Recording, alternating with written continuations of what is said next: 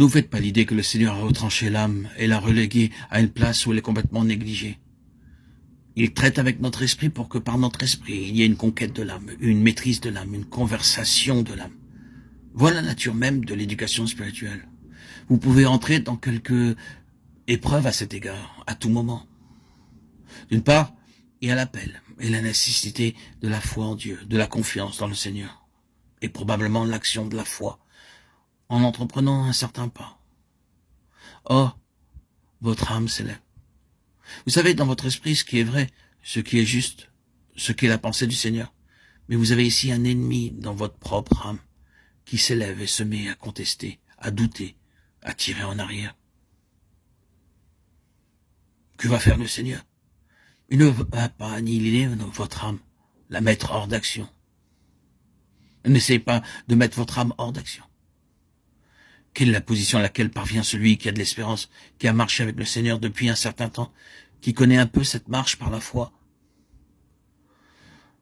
La position est simplement celle-ci. Oui, je sais tout au sujet de ces doutes et ces craintes, ces contestations, ce tourbillon de confusion, ce conflit de force qui s'élève en face de la volonté connue de Dieu. Et j'ai bien des fois souffert, parce que j'ai été désobéissant, parce que je ne me suis pas confié dans le Seigneur. J'ai subi un mauvais moment au-dedans de moi.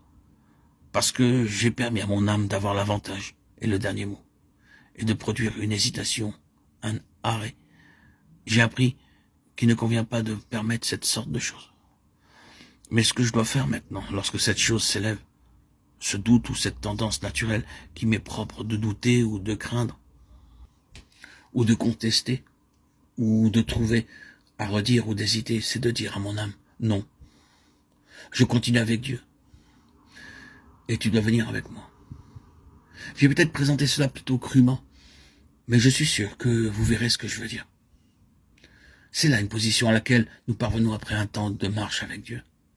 Nous parvenons là où nous commençons à avoir un peu de connaissance au sujet de notre propre âme. Oui, cela m'a mis en difficulté auparavant, cette tendance naturelle qui m'est propre, de discuter la chose, d'en débattre longuement, d'en faire le tour en me posant des questions. Cela n'amène simplement nulle part. La pensée de Dieu à ce sujet est celle-ci. Bien qu'il y ait tous les arguments contraires, étant donné que je sais que cela est la pensée de Dieu, eh bien, les arguments pour l'instant doivent s'en aller par-dessus bord, et je dois continuer avec Dieu. C'est là la seule issue. Ainsi, petit à petit, tellement lentement, nous gagnons notre âme. Nous la ramenons de l'autre côté, et progressivement, lentement, tranquillement, dans la paix, sereinement, nous nous rapprochons de la position qui contredit l'idée que l'âme soit excluse. Tu aimeras l'Éternel, ton Dieu, de tout ton cœur, de toute ton âme et de toute ta force, Deutéronome 6.5. Cela, c'est mettre l'âme à sa juste place devant Dieu. Non pas l'exclure, mais l'introduire. Mais nous sommes lents à parvenir là, où l'âme continue avec Dieu. La foi pour gagner leur âme. Vous voyez comment c'est tout un ensemble?